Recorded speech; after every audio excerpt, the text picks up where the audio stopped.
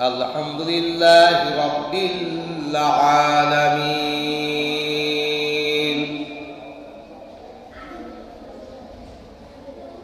আল মালিকিল হাক্কুল মুবিন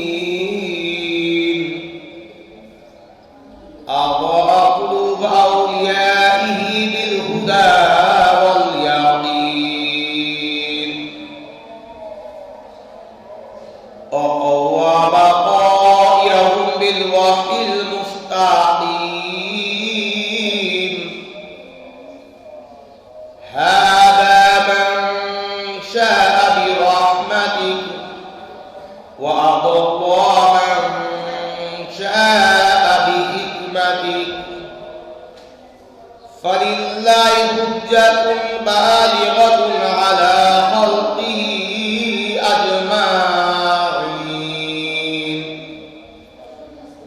أحمد ربي وأشكر فما ينبغي لجلالي وعظيمي وسلطاني وأشهد أن لا إله إلا الله وأشهد أن محمدا عبده ورسوله أرسله بالحق بشيرا ونذيرا وداعيا إلى الله بإذنه وسراجا منيرا أما بعد فقد قال الله تعالى في شان حبيبه مخبرا وآمرا إن الله وملائكته يصلون على النبي يا أيها الذين آمنوا صلوا عليه وسلموا تسليما صلى الله على محمد صلى الله وعليه وسلم صلى الله على محمد صلى الله وعليه وسلم नहीं दो जहां में नहीं दो जहां में मिसाले मुहम्मद जमाले खुदा है कमाले मुहम्मद सल्लल्लाहु अलैहि मुहम्मद सल्लल्लाहु अलैहि वसल्लम सल्लल्लाहु अलैहि मुहम्मद सल्लल्लाहु अलैहि वसल्लम बलग मौला बिकमालिही कशफत दुजा बिजमालिही हसनत जमीउ खिसालिही सल्लू अलैहि वआलिही मुहम्मदुन सय्यिदुल कौनैनि वस्सक़लैन मुहम्मदुन सय्यिदुल कौनैनि वस्सक़लैन والفريقين من عرب ومن عجم بلغ مولى بكماله كشف الدجى بجماله حسنت جميع خصاله صلوا عليه وآله الحمد لله মহান আল্লাহ জাল্লা শাহর দরবারে অগণিত শুকর সুজুদ যে মহান আল্লাহ রাব্বুল আলামিন আমাদেরকে পবিত্র রমজানুল মুবারক মাসের তৃতীয় জুমা মুবারকে আল্লাহর ঘর মসজিদে এসে কিছু শোনার, কিছু আমল করার তৌফিক এনায়েত করেছেন। এই জন্য সকলে শুকরিয়া বলে আলহামদুলিল্লাহ। সেই সাথে কায়নাতের সরদার, দো জাহানের কামলিওয়ালা হুজুর নূর হযরত মুহাম্মদ মুস্তাফা সাল্লাল্লাহু আলাইহি ওয়াসাল্লামের প্রতি অগণিত দরুদ ও সালাম সকলে বলি সাল্লাল্লাহু আলাইহি ওয়াসাল্লাম।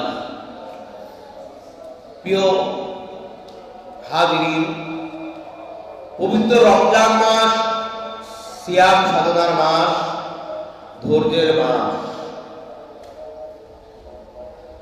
আল্লাহ রাব্বুল আলামিনের রেজামন্দির মাস। এই মাস সম্পর্কে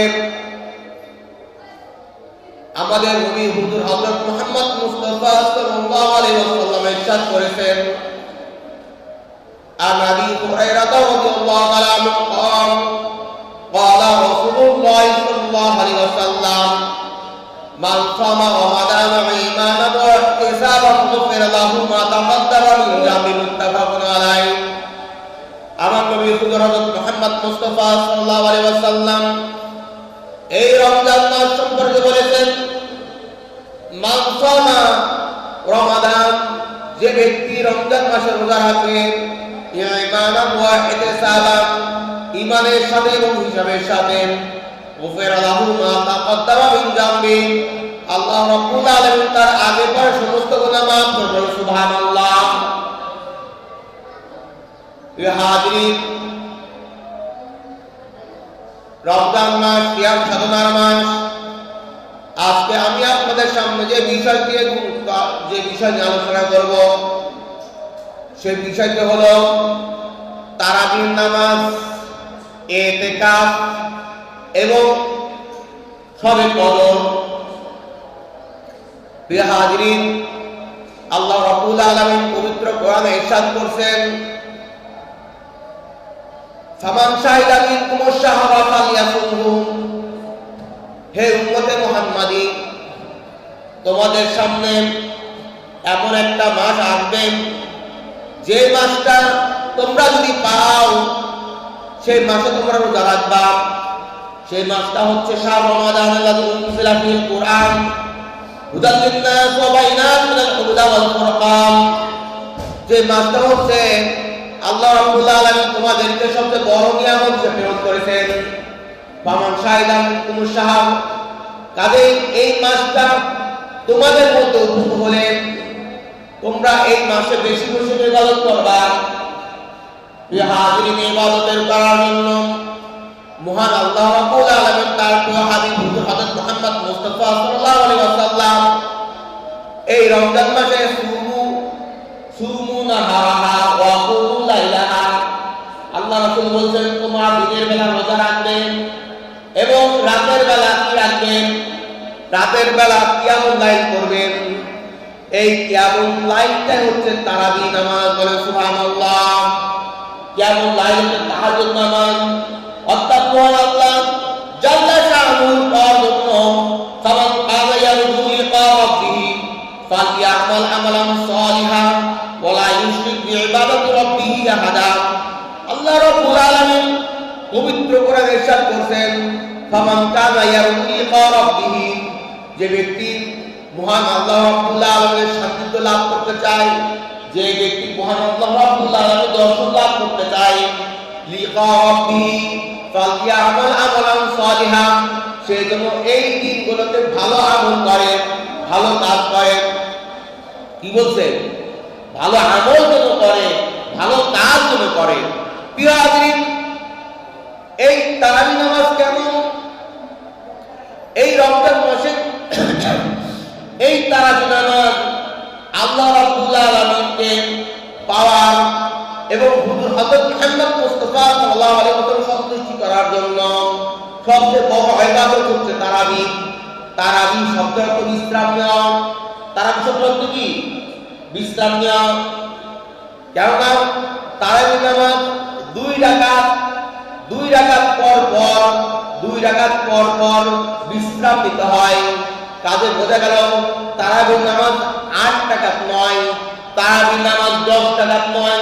তারাবি নামাজ এমন রাকাত যে রাকাতে বিশ্রাম নিতে হবে, যে রাকাতে অনেক রাকাত রয়েছে, যে রাকাত পড়লে আল্লাহ রাব্বুল আলামিনের সন্তুষ্টি অর্জন করা সম্ভব, বলে সুবহানাল্লাহ।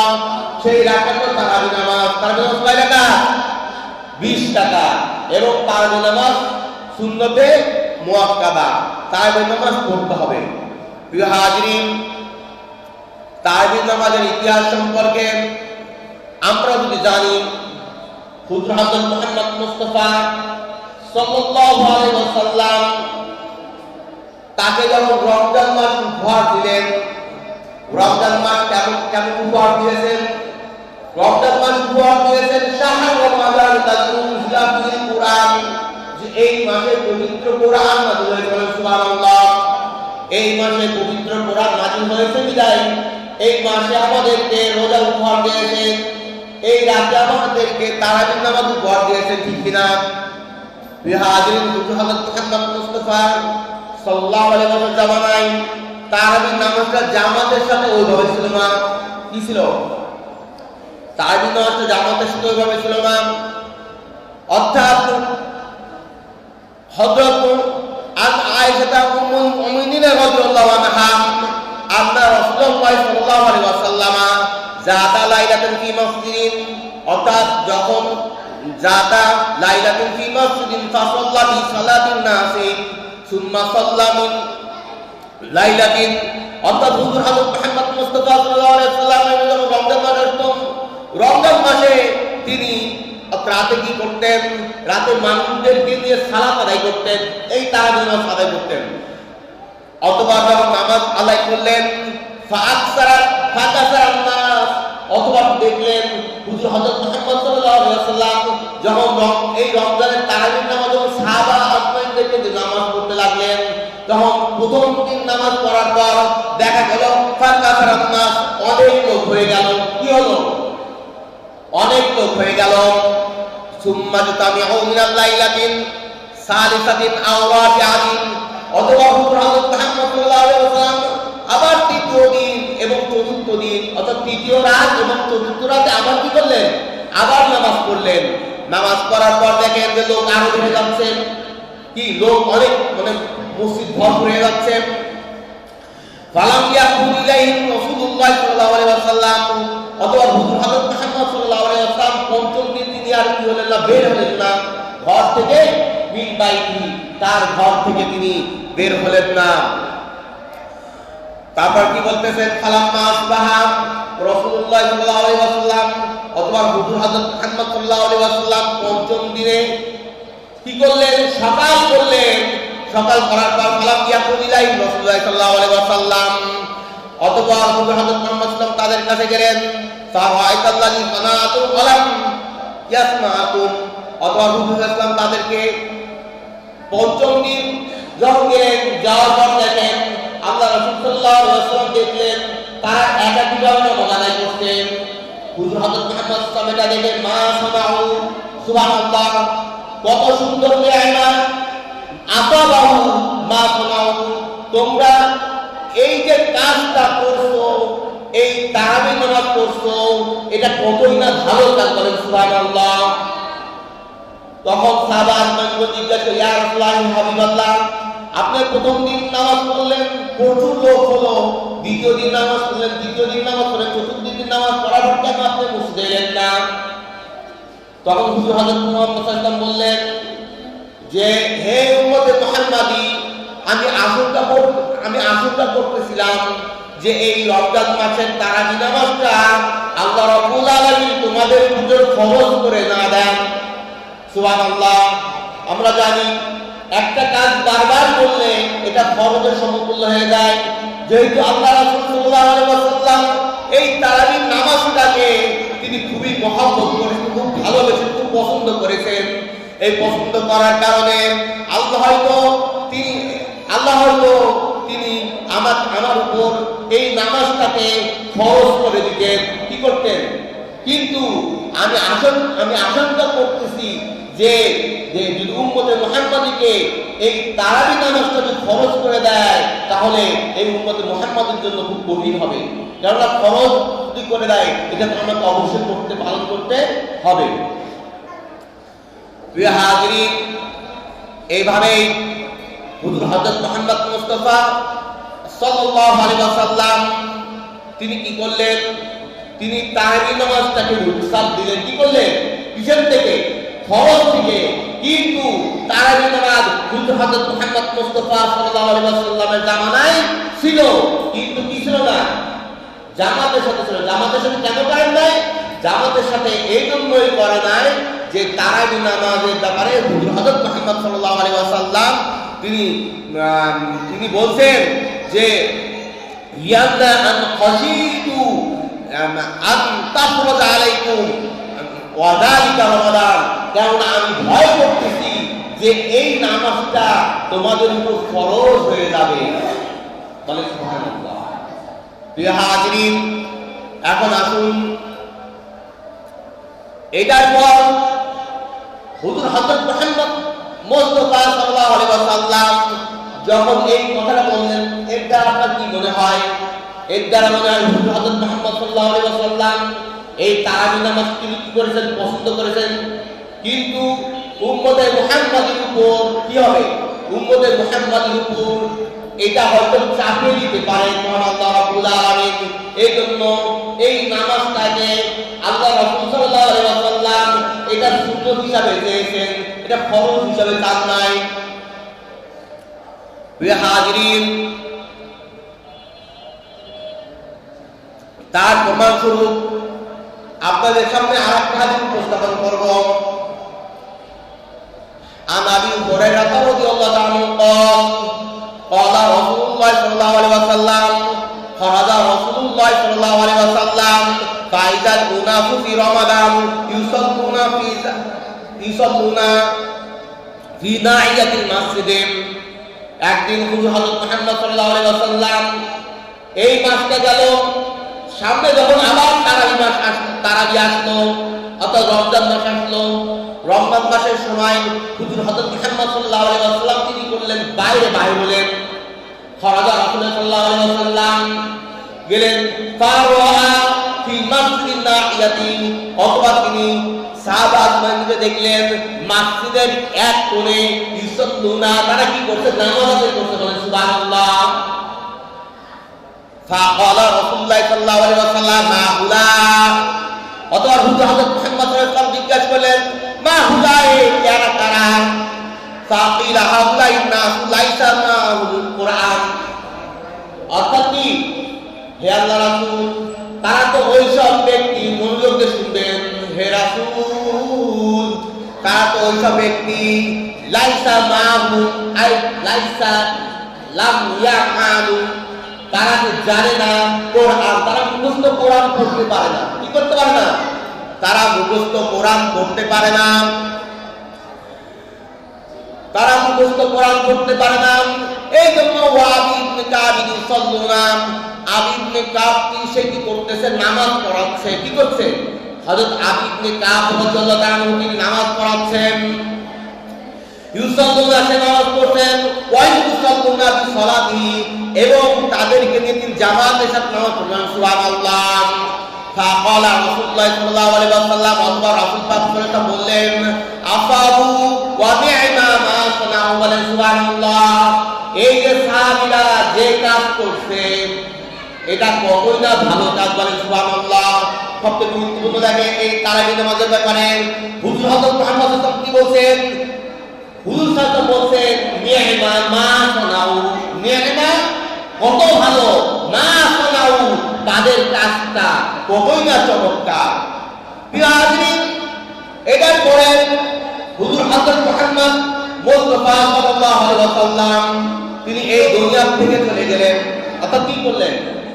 হুজুর হযরত মুহাম্মদ মুস্তাফা সাল্লাল্লাহু আলাইহি ওয়াসাল্লাম হুজুর হযরত মুহাম্মদ মুস্তাফা সাল্লাল্লাহু আলাইহি ওয়াসাল্লাম এই দুনিয়া থেকে চলে গেলেন।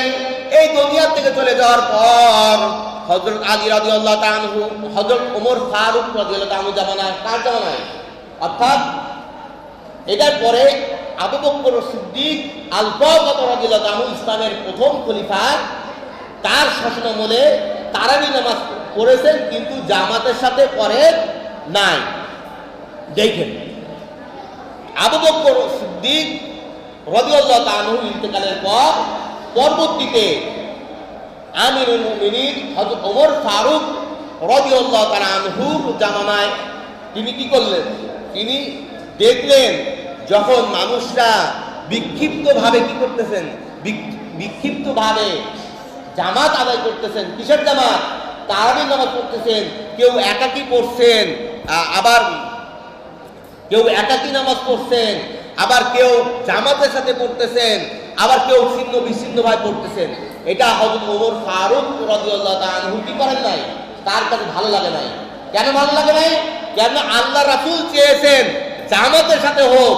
আল্লাহ রাসূল সাল্লাল্লাহু আলাইহি ওয়াসাল্লাম প্রথম দিন, দ্বিতীয় দিন, তৃতীয় দিন, চতুর্থ দিন কি করেছেন? জামাতের সাথে পড়েছেন। যখন জামাতের সাথে নামাজ পড়েছেন, জামাতে নামাজ পড়ার সাথে সাথে আল্লাহ রাসূল দেখলেন যে ফাজামাআন নাস কাসীরা, যে আল্লাহ রাসূল যেসব জামাত তিনি কায়েম করতেছেন ওই সব জামাতে অধিক পরিমাণে লোক হয়ে যাচ্ছে, মসজিদ ভরে যাচ্ছে।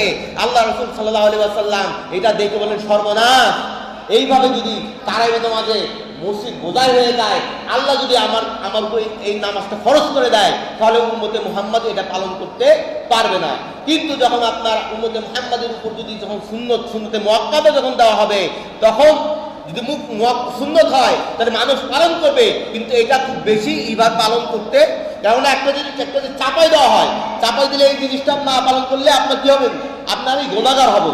কিন্তু যেহেতু রমজান মাস, শুধু রমজান মাসের জন্য তারাবির নামাজটা হচ্ছে কি শুধু রমজান মাসের জন্য এটাই। কিন্তু যদি আল্লাহ রাসূল সাল্লাল্লাহু আলাইহি ওয়াসাল্লাম যদি ওইভাবে নামাজ পড়ে দিতেন, তাহলে উম্মতে মুহাম্মাদের জন্য এই তারাবির নামাজটা পুরা বছরে, শুধু রমজান মাস না সারা বছর কি করে ফরজ করে দিতেন।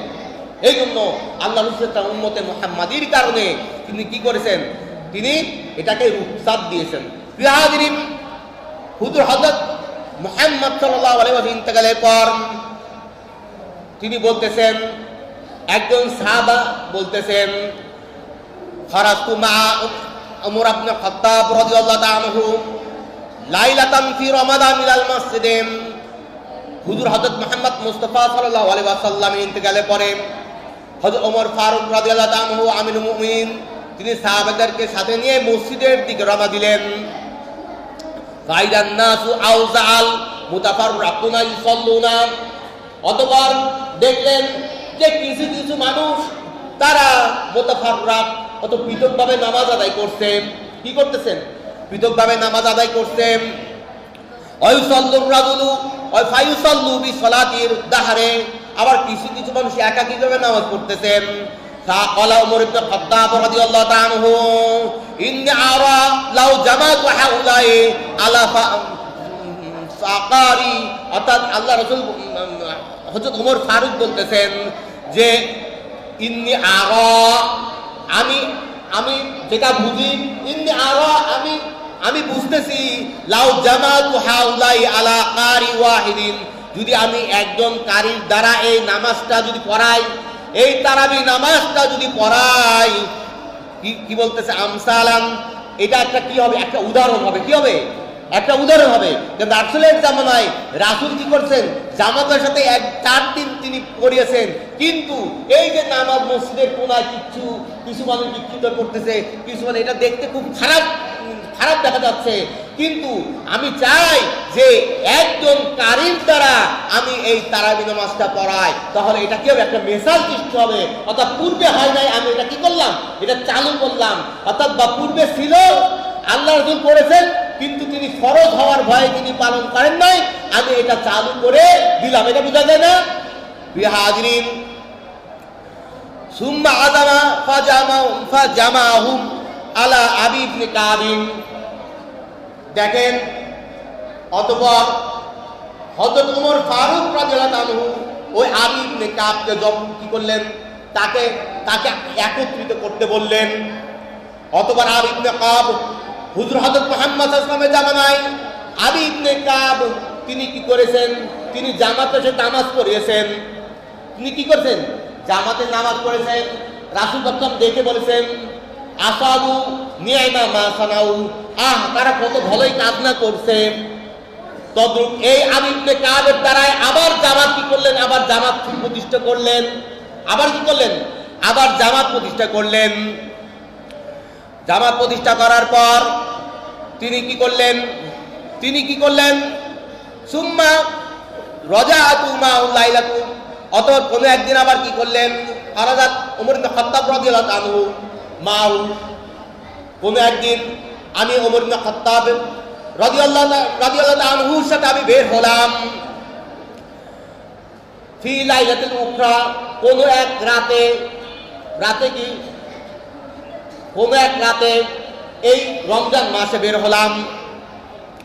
অথবা ক্বালা উমারু নি'মা বিদাতু হাজি, বলেন সুবহানাল্লাহ। দেখেন, অতঃপর এই তারাবি নামাজ দেখে আল্লাহ রাসূল সাল্লাল্লাহু হযরত ওমর ফারুক বললেন, নি'মা বিদাতু হাজি, কতই না চমৎকার বিদাত, কতটা চমৎকার একটা আবিষ্কার, বলেন সুবহানাল্লাহ। তাহলে বোঝা গেল এই তারাবি নামাজ সম্পর্কে হুজুর হযরত মুহাম্মদ মুস্তাফা সাল্লাল্লাহু আলাইহি ওয়াসাল্লাম তিনি বলেছেন, আসাবু নি'মা সানা মা সানা, কি বলছেন, নি'মা মা সানা, কত সুন্দর তাদের চমৎকার কি সমাউন শব্দ তো তৈরি, কত সুন্দর তাদের কাজ। আর এখানে বলছেন নি'মা বিদাতু হাজিহি, কত সুন্দর তাদের এই কাজ। তার বোঝা গেল আল্লাহ রাসূল সাল্লাল্লাহু আলাইহি ওয়াসাল্লাম এই তারাবির নামাজের ব্যাপারে নি'মা সানাও ব্যবহার করেছেন, আর হযরত ওমর ফারুক তিনি নি'মা বিদাতু হাজি ব্যবহার করেছেন, বলেন সুবহানাল্লাহ।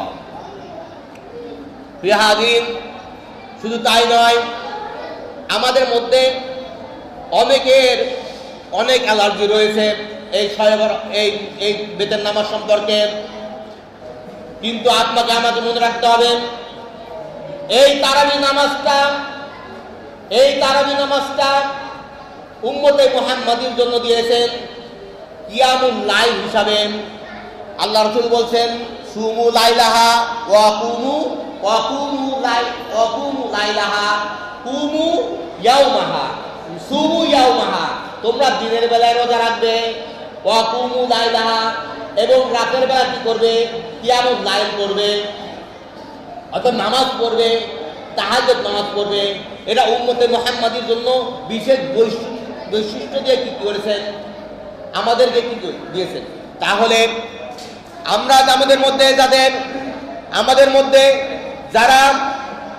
যারা 8 রাকাত তারাবি নামাজ পড়ি, তাদের ভুল ধারণা এইখানে, যেহেতু হুজুর হযরত মুহাম্মদ মুস্তাফা সাল্লাল্লাহু আলাইহি ওয়াসাল্লাম তিনি 20 রাকাত তারাবি নামাজ পড়েছেন, কি করেছেন, 20 রাকাত তারাবি নামাজ পড়েছেন।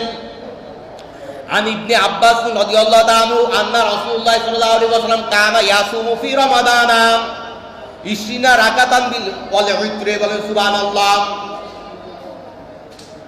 হযরত আব্দুল্লাহ আব্বাস থেকে বর্ণিত, রাসূল পাক সাল্লাল্লাহু আলাইহি ওয়াসাল্লাম বলছেন যে কানা ইউসাল্লি ফি রমাদান, হুজুর হযরত মুহাম্মদ সাল্লাল্লাহু আলাইহি ওয়াসাল্লামের আদত ছিল, তার অভ্যাস ছিল 20 রাকাতান, 20 রাকাত নামাজ পড়তেন, ওয়াল উতরা, এবং বেতের নামাজ পড়তেন। তার 20 রাকাত কত, 20 রাকাত বেতের, এটা স্পষ্ট খালেদ করে দিয়েছেন। আর এদের ইত্রিনত বেতের নামাজ আর বেতের নামাজ 3 রাকাত, তার মোট 23 রাকাত। হুজুর হযরত মুহাম্মদ সাল্লাল্লাহু আলাইহি ওয়াসাল্লাম কি করেছেন, এটা পড়েছেন। এখন জামাতের সাথে পড়েন নাই, জামাতের সাথে কেন পড়েন নাই, ফরজ হবে বিদায় পড়েন নাই। কিন্তু আল্লাহ রাসূল সাল্লাল্লাহু আলাইহি ওয়াসাল্লাম 20 টাকা দিয়ে পড়ে থাকতেন না। হাদিস শরীফে সুস্পষ্ট, আল্লাহ রাসূল 20 রাকাত পড়ার পরও তিনি কি করতেন, তাহাজ্জুদ গুজারি ছিলেন, বলেন সুবহানাল্লাহ।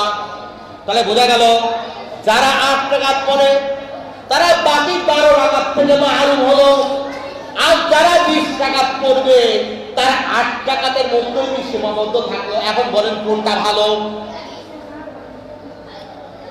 যারা 8 রাকাত পড়বে তারা কি 20 রাকাত থেকে কি হবে, মাহরুম হবে। কিন্তু যারা 20 রাকাত পড়বে তারা 8 রাকাতও পেয়ে যাবে, বলেন সুবহানাল্লাহ। প্রিয় হাজিরিন, তাহলে এখন আসুন তাহলে এখন আসুন আমাদের তারাবি নামাজের ব্যাপারে সুস্পষ্ট মত হলো আমাদের যত সম্ভব 20 রাকাত পড়ার কি করব, চেষ্টা করব। কি করব? 20 রাকাত পড়ার চেষ্টা করব। প্রিয় হাজরিন, তারপর আসুন তারাবি নামাজ গেল। তারাবি নামাজের পরে সবচেয়ে গুরুত্বপূর্ণ বিষয় একটি ইবাদত হচ্ছে ইতিকাফ।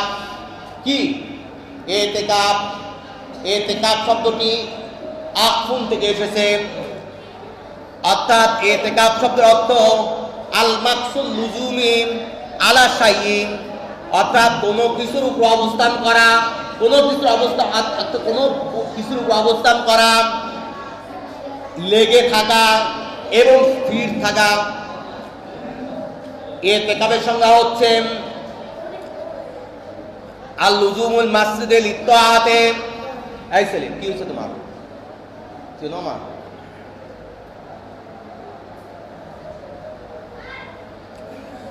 আল লুজুমুল মাসজিদে লিত্তাআতিল্লাহি তাআলা বিনিয়াতি মাখসুসিন, অর্থাৎ ইতিকাফ হলো আল্লাহ রাব্বুল আলামিনের সন্তুষ্ট চিত্রে মাকাসাল মসজিদে, মসজিদে অবস্থান করা। যারা পুরুষ তারা মসজিদে অবস্থান করবে, যারা নারী তারা ঘরের নাহিয়াতি ফি বাইতিহি, তার ঘরের একটা কোণে অবস্থান করবে। সেটা কয় দিন? সেটা 10 দিন। সেটা কয় দিন? 10 দিন। আল্লাহ রাসূল সাল্লাল্লাহু আলাইহি ওয়াসাল্লাম বলেন, ক্বালা রাসূলুল্লাহ সাল্লাল্লাহু আলাইহি ওয়াসাল্লাম আওয়ালুহু রাহমাতুন আওসাতুহু মাগফিরাতুন ওয়া আখিরু ইতকুম মিনান নার। বলেন সুবহানাল্লাহ। আল্লাহ রাসূল সাল্লাল্লাহু আলাইহি ওয়াসাল্লাম রমজান মাসকে 3টি ভাগে ভাগ করেছেন। প্রথম 10 দিন রহমত দূরে, তারপরে 10 দিন মাগফিরাত, যেটা মাগফিরাত চলতেছে, তারপরে শেষ হচ্ছে ইতকুম মিনান নার, অর্থাৎ জাহান্নাম থেকে সম্পূর্ণভাবে মুক্তি। বলেন সুবহানাল্লাহ। এই জাহান্নাম থেকে মুক্তি দেওয়ার জন্য আল্লাহ রাব্বুল আলামিন পবিত্র কোরআনে বলছেন, ওয়ালা তুবাশিরুহুন্না ওয়া আনতুম আকিফুনা ফিল মাসজিদে। হে উম্মতে মুহাম্মাদিগণ, তোমরা মসজিদে ইতিকাফরত অবস্থায় স্ত্রীদের সাথে সহবাস করো না। এখানে অর্থাৎ ইতিকাফের কথা আসছে। ইতিকাফ হচ্ছে অবস্থান করা, অর্থাৎ আল্লাহ রাব্বুল আলামিন এই রমজান মাসে এমন একটা রাত দিয়েছেন। আল্লাহ রাব্বুল আলামিন পবিত্র কোরআনে বলছেন, ইন্না আনজালনাহু ফি লাইলাতুল কদর। হে উম্মতে মুহাম্মাদি, তোমাদের জন্য এমন একটি রাত দেওয়া হয়েছে। ওমা আদরাকা মা লাইলাতুল কদর, তোমরা কি জানো ওই লাইলাতুল কদরটা কি? লাইলাতুল কদরি খায়রুম মিন আলফি শাহর। যে রাতে কোন বান্দা যদি কি করেন, কোন বান্দা যদি নামাজ পড়ে, কোন বান্দা যদি ইবাদত করে, সে ব্যক্তি 1000 বছরের সব তার আমলনামায় বৃদ্ধি পাবে। বলেন সুবহানাল্লাহ। তো চিন্তা করেন, আপনি আমি এমন একটা রাত দিয়েছেন, সেই রাতটা হচ্ছে শবে কদর। সেই শবে কদরটা রয়েছে এই রমজান মাসের মধ্যে। আর সেই রমজান মাসের মধ্যে শেষ যে 10 দিন রয়েছে, এই 10 দিনের মধ্যে, এই 10 দিনের বেজর সংখ্যাতে 21 দিন, 23 দিন, 25 দিন, 27 দিন, 29 দিন, এগুলোর মধ্যে কি রয়েছে? কদর রয়েছে।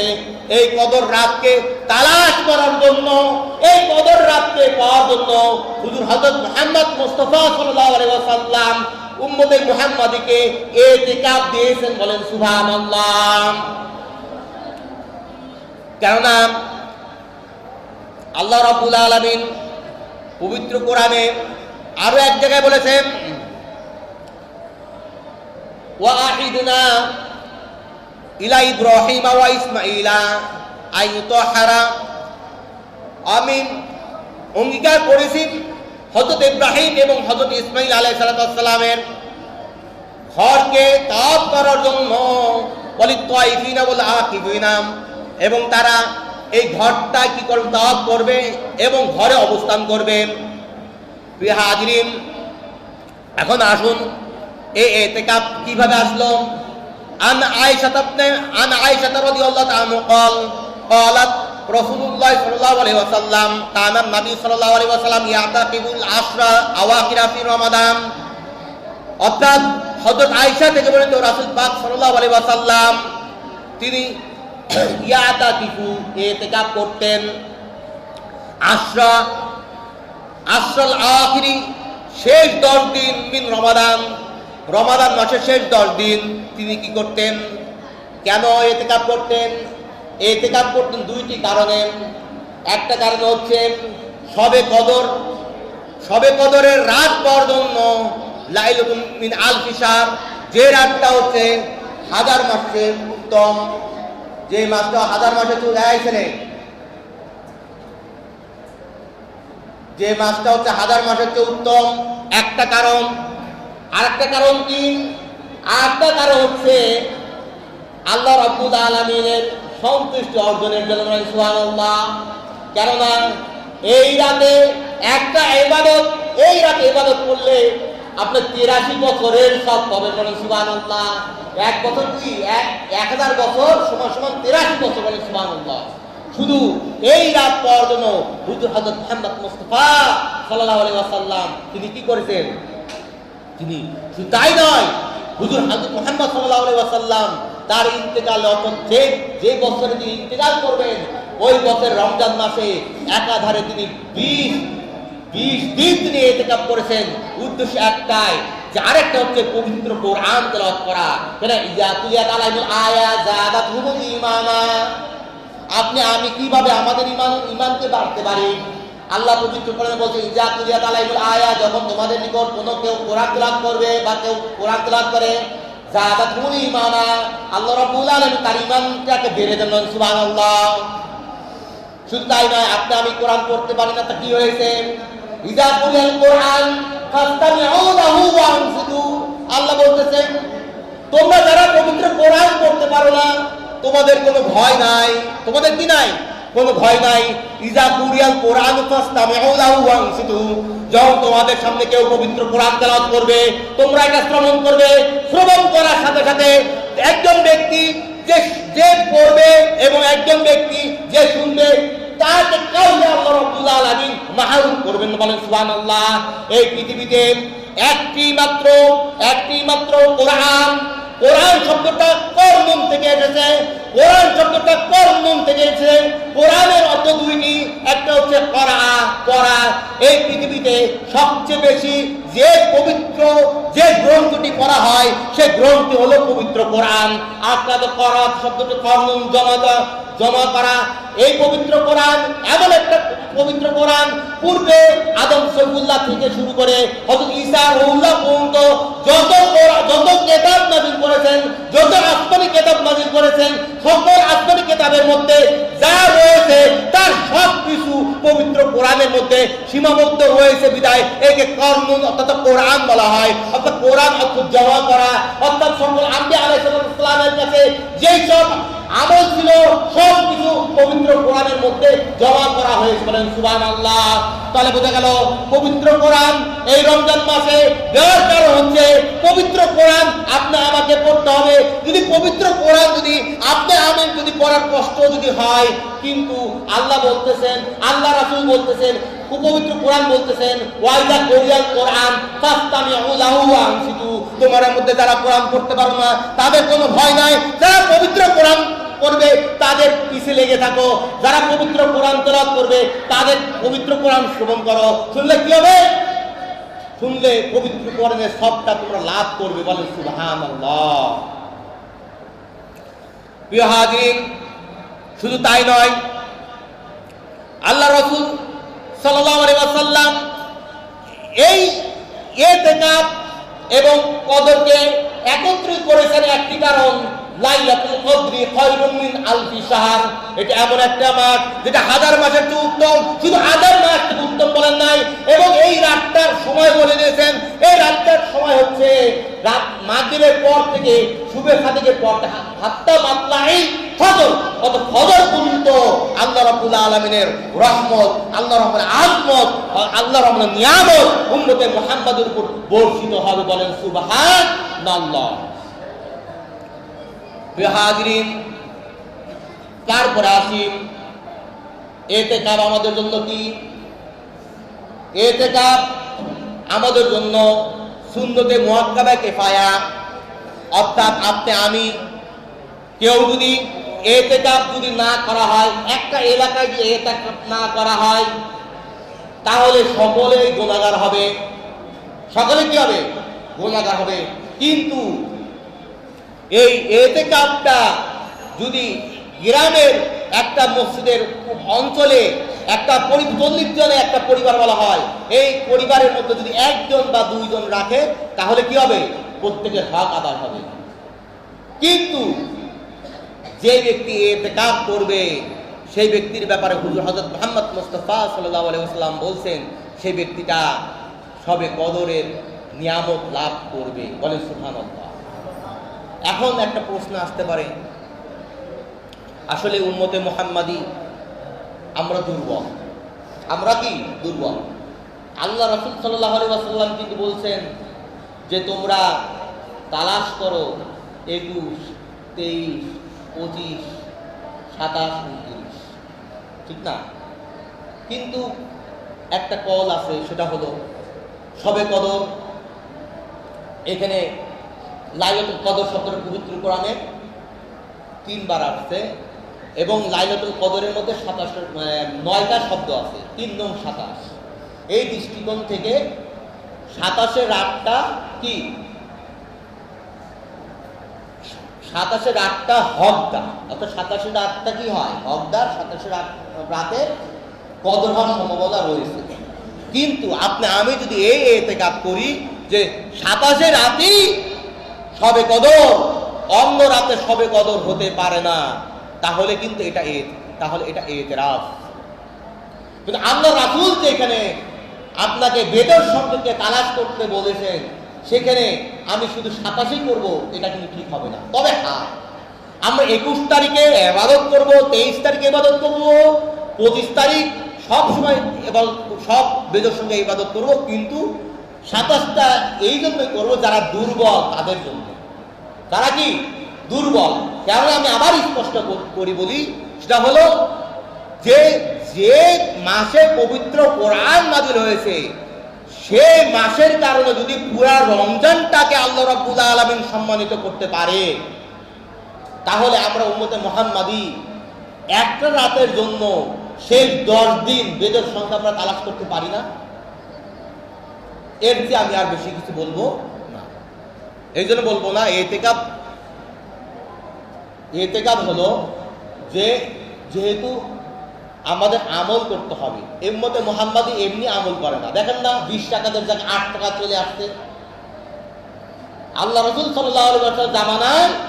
তারপরে অসংখ্য দলিল রয়েছে, এমনকি মক্কা মদিনাতে 20 রাকাত নামাজ পড়েছিল, এখন এটা 10 রাকাত করে ফেলেছে। জানেন তো কারা করেছে? আল্লাহ রাসূল সাল্লাল্লাহু আলাইহি ওয়াসাল্লাম তিনি বলছেন, লাইন আসিতু লাউফিদান্নাল ইয়াহুদিয়্যা ওয়ান নাসারা মিন জাজিরাতুল আরব। রাসূল পাক ইন্তেকালের পর বলতেন, লাইন শিইস্তু, আমি যদি বেঁচে থাকতাম, লাউফিদান্নাল ইয়াহুদিয়্যা ওয়ান নাসারানিয়া, আমি ইহুদি এবং নাসারাদের থেকে মিন জাজিরাতুল আরব উপদ্বীপ থেকে তাদেরকে ইহুদি নাসারা চির করে বিনষ্ট করে দিতাম। আমি তাদের হত্যা করতাম। অপর জায়গায় বলছেন, কখনো ইসলামের সাথে অন্য ধর্ম কখনো একত্রিত হতে পারে না, এটা মানতে পারে। ওই আরব দুনিয়ারা এটা মানতে পারে। আল্লাহ রাসূল বলছেন, মৃত্যুর সময় বলে গেছেন, আমি যদি বেঁচে থাকতাম, আমি তো বাধ্য না, যদি বেঁচে থাকতাম অবশ্যই ইহুদিদেরকে আরব দুনিয়া থেকে বের করে দিতাম। আর আমরা কি করছি? আমরা ইহুদি ইত্তাখিযুল ইয়াহুদা ওয়ান নাসারা, আমরা ইহুদিদেরকে কি করেছি? বন্ধু হিসাবে গ্রহণ করেছি।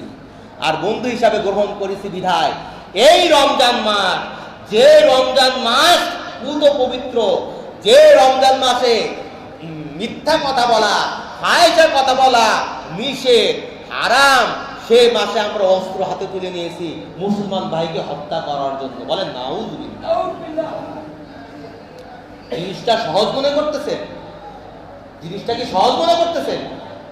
ইরান যে দলই হোক না কেন, হয় তারা শিয়া, ইসলাম মুসলমানের জন্য এই যে আরদে মুকাদ্দাস ফরজ, ওইখানে নামাজ পড়া ফরজ। আল্লাহ রাসূল সাল্লাল্লাহু আলাইহি ওয়াসাল্লাম প্রথম কিবলা ছিল ওইখানে। আল্লাহ রাসূল চান নাই যে ওইখানে সে তার বাইতুল মুকাদ্দাস, আপনার বাইতুল্লাহর দিকে তার নজরটা বেশি।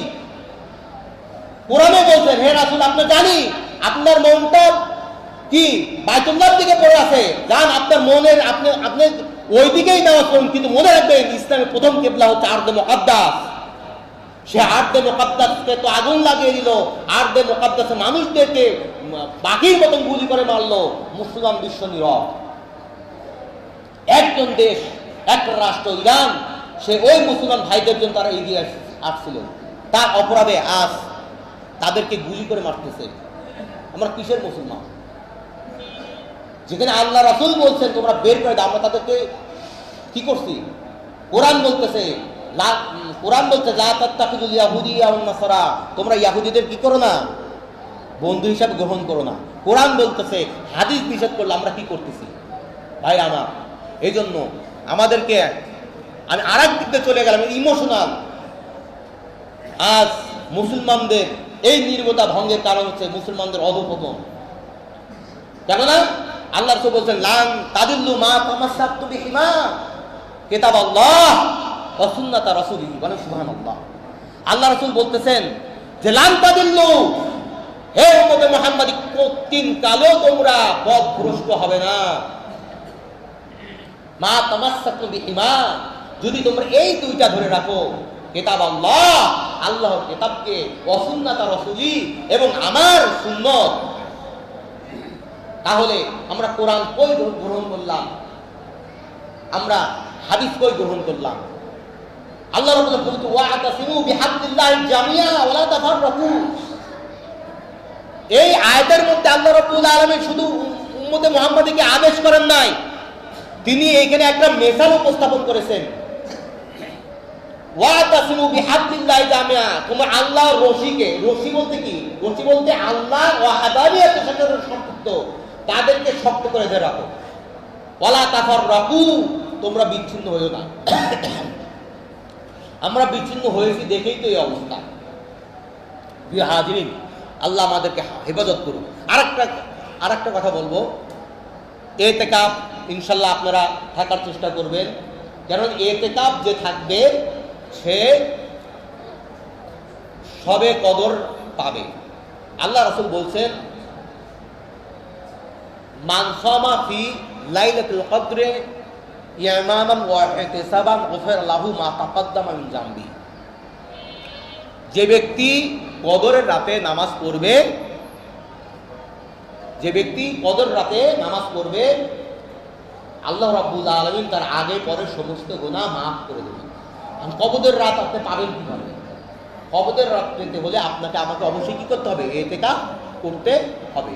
প্রিয় হাজিরিন, পরিশেষে একটি কথা বলবো, আমরা এই কদর রাতে বেশি বেশি করে তাসবিহ তাহলিল করব, জিকির আজকার করব, কবর জিয়ারত করব। কি বলেন তো? কবর জিয়ারত করব। কেন কবর জিয়ারত করব? এই যে আল্লাহ রাসূল বলছেন ইতকুম মিনান নার, ইতকুম মিনান নার তো আমাদের জন্য না, যারা জীবিত তাদেরকে জাহান্নাম থেকে মুক্তির কি আছে?